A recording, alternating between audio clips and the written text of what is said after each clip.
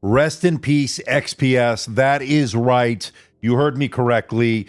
Dell is rebranding their whole entire line, and gone is the iconic XPS line. And as you can see here, this is the Dell XPS 13 with the Lunar Lake processor that I recently reviewed. I'll leave a link to my review of this as well as the Snapdragon version we looked at here for, well, back in 2024. But going forward, major rebranding by Dell. So I was able to go to New York to check out some of what they had to offer regarding this rebranding. I was able to go hands-on with some of the products, not all of them, but I will say this, that it is a very interesting rebrand. You may not agree with what they're doing here. I personally, and this is my own opinion, is the XPS line to me is iconic. It's been good to me throughout the years. I've been a big champion of this product, and hopefully they won't lose some of the cachet that XPS brought to the table. But that being said, I have full confidence they're going to be able to bring a great product going forward under this new branding, and hopefully we'll get some really great products in 2025. So without further ado, we have new products here from Dell in 2025. We also have new Alienware products as well. This is all coming up. Now, to fully understand this new rebranding, I think PC Mag lays it out pretty well here, so good job by them. The XPS line becomes the Dell Premium line, the Inspiron Plus becomes Dell Plus, Inspiron becomes Dell, Latitude becomes the Dell Pro, the Dell Pro Plus, the Dell Pro Premium, and Precision becomes the Dell Pro Max, the Dell Pro Max Plus, and the Dell Pro Max Premium.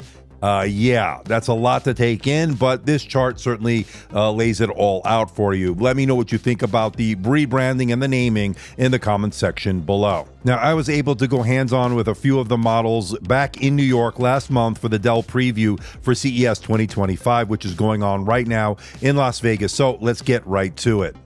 Okay, we're here at Dell 2025, and this is a preview here in New York City, and we have something interesting here, the Dell Pro Max. That's right, they did a renaming here, and the branding is all new, but we're seeing some pretty premium type of laptop here. The Dell Pro Max is featuring a 16-inch display, it looks like, and some premium materials here.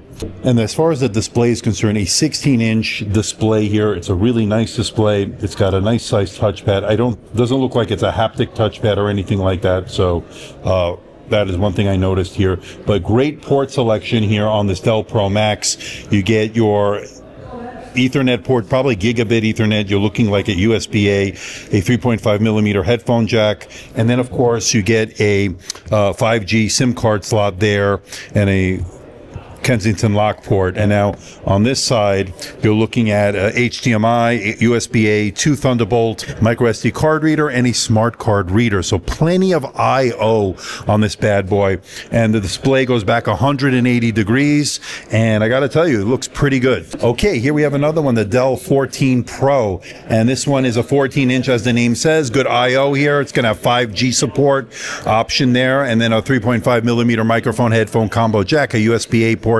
Kensington lock port over here. And on this side, on the right side, or the left side rather, HDMI, you get a USB-A and 2 Thunderbolt ports. Again, I don't know if it's 4 or 5. We'll update the specs when we know it, but pretty nice 14-inch display. As you can see, this is a 360-degree hinge on it, so you can do the convertible stuff with it. We'll have a review of this very soon. All right, next up here at the Dell CES 2025 preview, and this thing is super light. Actually pretty nice I/O here as well.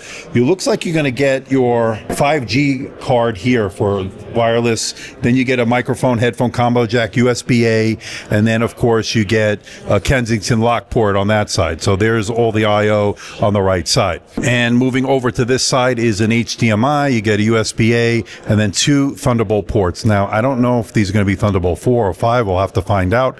But there they are, and as you can see, pretty light. Now, I like this all metal design here, and of course this goes 180 degrees so you can get the proper viewing angle.